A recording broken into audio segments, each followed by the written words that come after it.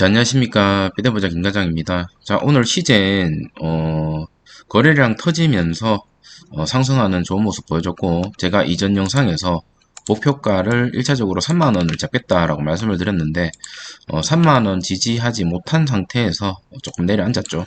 코스닥 자체가, 증시 자체가 조금 오늘 좋지 않았기 때문에 조금 아쉬운 모습을 보여줬다라고 보여집니다. 하지만 박스권을 지금 제가 이전에 박스권 돌파를 하지 못했던 구간에 대해서 말씀을 드렸는데, 그 부분에 대해서 지금 오늘 돌파해주는 모습 보여줬거든요. 그래서 현재 이 박스권을 돌파를 해주는 모습을 보여줬는데, 이 위에 현재 걸려있는 3만원 선까지 지지를 해주는지는 더 지켜봐야 된다라는 말씀을 드리고, 자, 저번 영상에서도 말씀드렸다시피 현재 몇 번의 시도 끝에 돌파를 할 때가 됐다라고 말씀을 드렸는데, 그게 오늘 돌파를 했고, 아이러니하게 재료가 뭐냐면, 이날 떴을 때 이 급락이 나왔던 이날 왜 급락이 났는지 전부 어리둥절했었습니다. 이때 MS 마이크로소프트 관련해서 기술 협약을 하겠다라는 뉴스가 떴음에도 불구하고 추락했죠. 이틀 연속 가매도 구간이었습니다. 그래서 제가 그때 뭐라고 말씀드렸냐면, 이거는 개미 털기일 가능성이 매우 높다. 여러 가지 세 가지 이유를 얘기하면서 개미 털기일 가능성이 높다라고 말씀을 드렸고, 지금 저점을 다지고 계속 저점이 이렇게 올라가고 있는 모습을 보여주고 있죠. 자, 100%라는 거는 주식시장에 있을 수가 없습니다만은, 현재 시제는 최고로 어떤 저점을 다지고 올라갈 수 있는 그런 환경이 부여됐죠. 그게 이제 첫 번째는 모두가 알고 있는 실적에 대한 이슈. 이제 올해 작년까지 영업이익에 대한 마이너스 이익이 어느 정도 손실을 최대화에서 최소화로 바뀌는 구간이 됐고, 2024년에는 적자에서 흑자로 전환하는 어떤 그런 계기가 될 것이다 라는 기대감이 있었고요. 거기에 추가적으로 비코로나 제품에 대한 어떤 비중이 계속적으로 올라가고 있는 모습을 우리가 확인을 할 수가 있었고, 그리고 MS 같은 큰 회사에서 이 시젠을 픽업해서 같이 기술 협약을 하겠다라는 거를 같은 이런 것도 사실은 큰 호재입니다. 호재이기 때문에 이렇게 오늘 물량이 좀 들어오지 않았나라는 생각이 듭니다.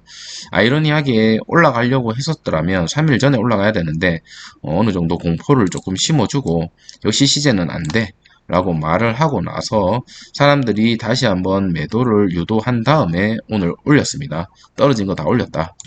자, 다시 한번 박스권을 그어 보겠습니다. 그래서 이 1층 박스권은 이제 다시 내려올 가능성은 매우 희박하다라고 보여지고, 그러면 이 위에 있는 이 박스권은 어떠냐? 이 박스권에 대해서 제가 계속 말씀을 드렸죠. 계속 돌파 시도를 못하다가 오늘 돌파를 했는데, 만에 하나 떨어진다 하더라도 이건 제 개인적인 생각인데, 살짝 떨어지거나 아니면 지지하는 모습을 보여주지 않을까라는 생각이 들어요. 그리고 나서 다시 한번 반등하는 모습 보여주지 않을까라는 생각이 들고요. 기술적 분석으로는 그렇습니다. 그리고 현재 이날 나왔던 거래량 한번 눌렸죠. 지금 오늘 거래량이 터지면서 뚫어졌습니다. 그렇기 때문에 이 부분은 지지하는 어떤 그런 모습을 보여줘야 차츰차츰 계속 앞으로 전진할 수 있는 그런 주가의 차트가 만들어지지 않을까라는 생각이 듭니다.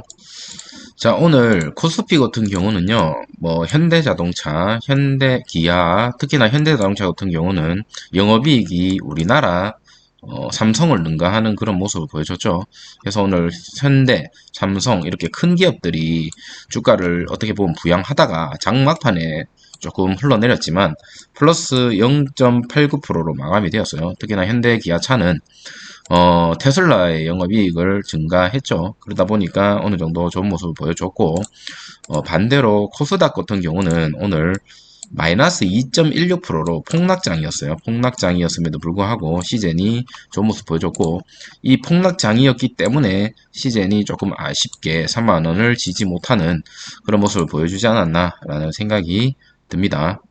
자, 오늘 시즌의 흐름을 한번 살펴보면 개인이 다 맞고요.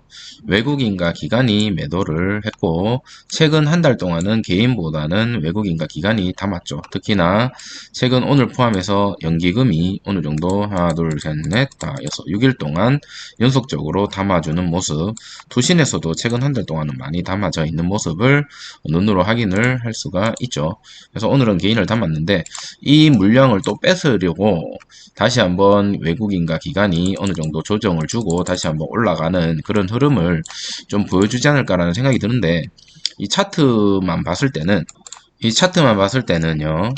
지금 흐름 자체가 매우 긍정적이라고 보여집니다. 그래서 만에 하나 뭐 다시 한번 이 시즌에 대해서 신규 매수에 대한 어떤 생각을 하고 계시는 분이 계신다면 지금 이 박스권 안에서의 흐름을 잘 생각을 해 주시다가 어느 정도 박스권 하단에서 매수를 하게 된다면 이 시즌 종목 다시 한번 어느 정도 상승에 같이 동반해서 올라갈 수 있지 않을까라는 생각이 듭니다. 자, 오늘 이 시즌이 다른 특징한 뉴스가 있는지 제가 찾아봤는데 결론적으로 MS 그거 뉴스를 재탕을 하면서 이렇게 올렸거든요. 그 말은 즉슨 어쨌든 지금 시즌이 가지고 있는 어떤 악재나 새로운 소식이나 제가 이전에 말씀드렸던 어떤 실적에 대한 선반영, 악재 이런 것들은 없는 걸로 판단이 되고요. 결론적으로 긍정적인 이제 바닥 다지기 이후에 전형적인 상승에 대한 어떤 흐름을 보여줄 가능성이 조금 더 높지 않을까라는 생각이 듭니다. 그래서 오늘 이런 식으로 주가의 흐름을 앞으로 조금 지켜보면 올해는 좀 좋은 모습 보여주지 않을까라는 생각이 들고요. 이 마이크로소프트 회사 자체가 전 세계 시총 1위잖아요. 1, 2위를 다투고 있죠, 애플이랑.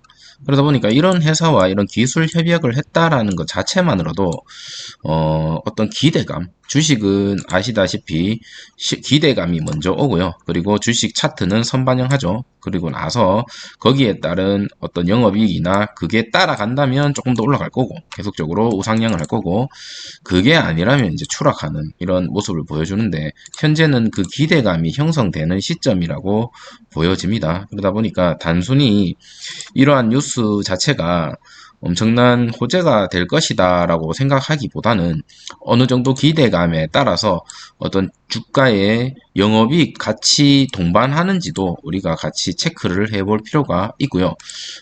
올해 이제 실적이 나오면 비코로나 제품에 대한 어떤 그런 이슈들도 계속적으로 챙겨를 봐야 되고, 그리고 어떤 악재가 있는지, 그리고 이런 마이크로소프트와의 협력이 어느 정도 같이 동반적으로 움직여지는지도 제가 앞으로 뉴스나 소식을 통해서 계속적으로 여러분들과 소통을 하려고 하니 영상을 좀 챙겨봐 주시면 좋을 것 같습니다. 자, 시즌으로 좋은 종목 골라서 어떤 다른 종목만큼 수익을 날 수 있는 그런 날이 오기를 바라면서 오늘 영상은 이것으로 마치도록 하겠습니다. 감사합니다.